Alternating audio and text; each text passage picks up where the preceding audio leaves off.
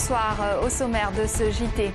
Elle est arrivée à l'hôpital pour mettre au monde son bébé. C'est finalement sur le parking et dans sa voiture que Sarah a accouché. Ilyes, un petit garçon de 3 kilos, a vu le jour hier à Sainte-Foy-les-Lyons. Ce sont les plus jeunes chanteurs de l'Opéra de Lyon. La maîtrise, qui regroupe des enfants de 7 à 17 ans, se produit pour un concert de Noël à l'église Saint-Bonaventure. Extrait dans ce journal.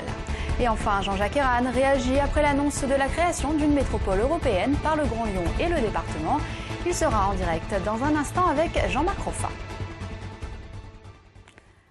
C'est un accouchement peu banal qui s'est passé hier devant l'hôpital de Sainte-Foy-les-Lyons. Arrivée vers midi après avoir perdu les os, Sarah, enceinte de son deuxième enfant, n'a pas eu le temps de rejoindre la maternité. Elle a donc accouché dans sa voiture sur le parking. Le récit de cette histoire pour le moins insolite avec Bertrand Frachon et Jérémy Pain. Ce pourrait être une histoire de Noël avant l'heure. L'enfant n'est pas né dans la paille, mais sur le siège d'une voiture. Arrivée trop tard à l'hôpital, Sarah a accouché sur le parking. Tout de suite arrivée ici, ma sœur s'est garée sur le parking, enfin en plein milieu devant la porte. Elle a appelé un médecin et ça s'est fait ici, comme ça. Vraiment 2 minutes de plus, l'infirmière m'a dit que c'était ma sœur qui faisait l'accouchement.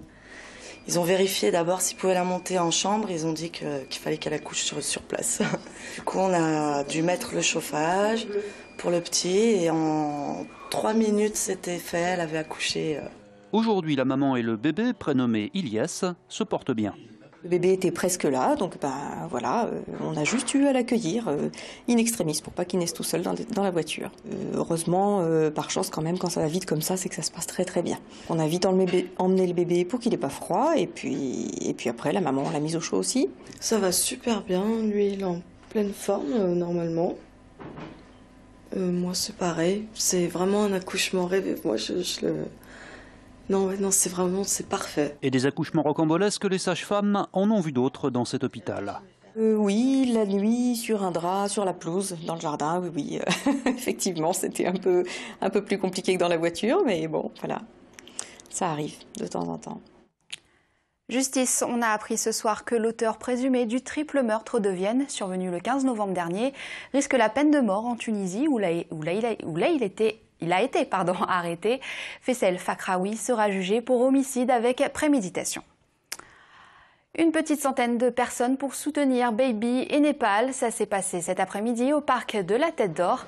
À l'appel de plusieurs associations de défense des animaux, des dizaines de personnes se sont rassemblées pour s'opposer à l'euthanasie des 2 pachydermes atteints de la tuberculose. C'est demain que le tribunal administratif doit examiner le recours déposé par leur propriétaire, Gilbert Edelstein. Nous espérons faire pression sur l'audience de demain et que ces animaux qui ont tant régalé depuis 1999 les yeux des Lyonnais, des enfants, ne soient pas tués. On ne veut pas que les éléphants soient tués. Parce que depuis qu'on est tout petit, on les voit ici. La ville de Lyon apparemment n'a pas trouvé le budget pour les soigner.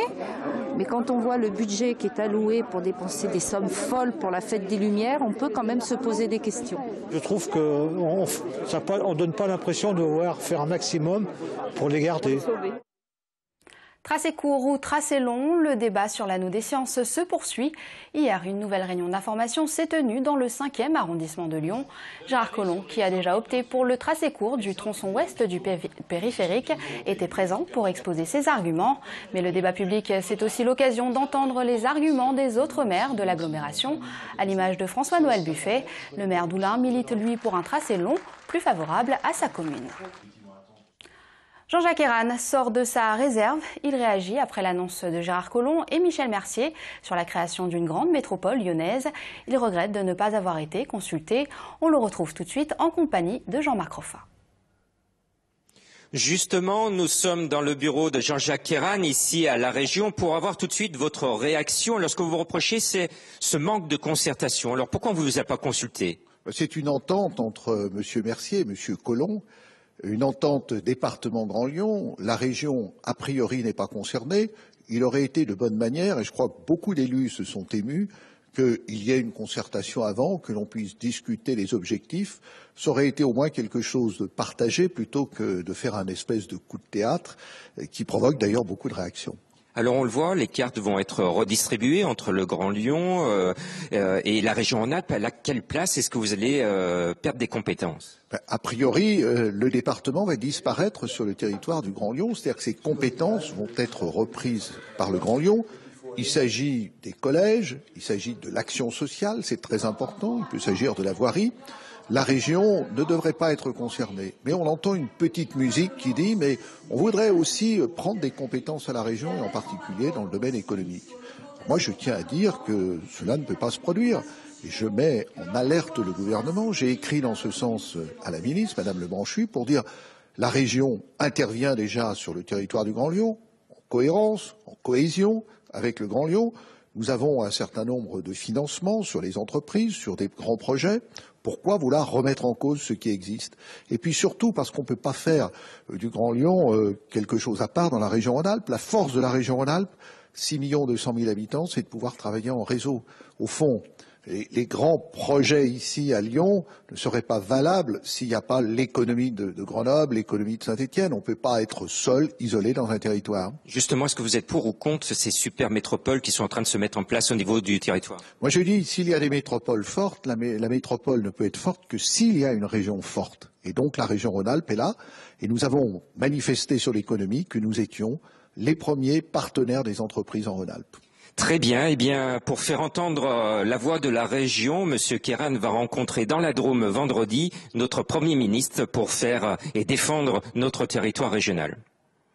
Merci beaucoup Jean-Marc. Vous étiez en direct de l'hôtel de région. 5 jours après la tuerie de Newtown aux États-Unis, l'émotion est toujours aussi vive. À Lyon, la communauté américaine a décidé de rendre hommage aux victimes. L'America House organise ce soir à 20h une veillée aux chandelles, place des terreaux. Les Lyonnais sont donc invités à venir déposer une bougie sur le perron de l'hôtel de ville. Vendredi dernier, 27 personnes, des enfants et des enseignants, ont été assassinés dans une école par un jeune homme de 20 ans. C'est l'une des tueries les plus graves de l'histoire des États-Unis. Yann Roubert, c'est le nom du nouveau président du Loup. Il a été nommé cet après-midi par le conseil d'administration du club.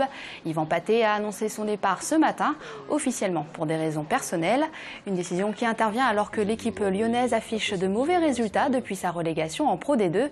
Et cela malgré un recrutement en or à l'image de Sébastien Chabal en avril dernier. Le désormais ex-président préfère donc se concentrer sur son entreprise d'aménagement immobilier. Il reste toutefois administrateur et actionnaire du club. Les résultats n'étant pas là, il va falloir investir avec ce groupe beaucoup de présence, c'est le rôle d'un président. J'ai moins de présence que j'en avais avant, moins de capacité à pouvoir passer du temps avec ce groupe. Donc j'ai pris la décision de me mettre en retrait et puis de donner un terme à mon mandat de président afin de permettre à Yann Roubert, puisque c'est lui qui prend la suite en tant que président. On a énormément de blessés, on en a encore 3 récemment depuis le match de dimanche. L'équipe est amoindrie, elle travaille avec un effectif qui est contraint. Ça explique aussi en partie les résultats décevants que l'on a actuellement. Un concert à voir absolument. Comme chaque année, la maîtrise de l'Opéra de Lyon se produit à l'église Saint-Bonaventure pour interpréter des chants de Noël. La maîtrise, ce sont des jeunes chanteurs âgés de 7 à 17 ans. Découverte avec Jasmine Sorg et Félix Tomen.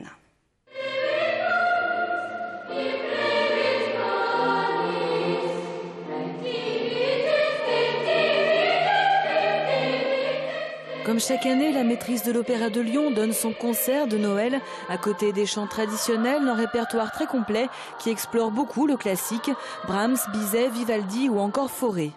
La maîtrise de l'Opéra de Lyon, elle a d'abord pour fonction de servir les opéras, donc on chante beaucoup d'opéras évidemment, mais quand on prépare un programme de concert comme celui-ci, on va piocher dans le répertoire religieux, pourquoi pas, y compris le répertoire pour les adultes qu'on a arrangé pour les enfants si la musique nous plaît.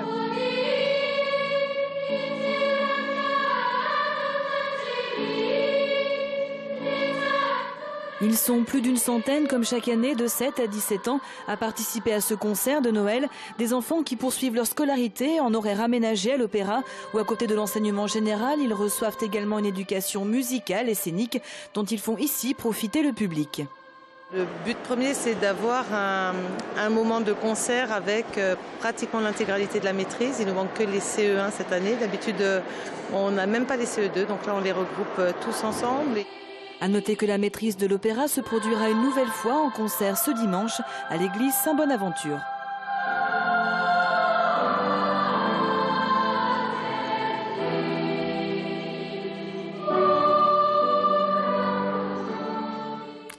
Et c'est la fin de cette édition. Merci de nous avoir suivis. Belle soirée sur TLM et à demain.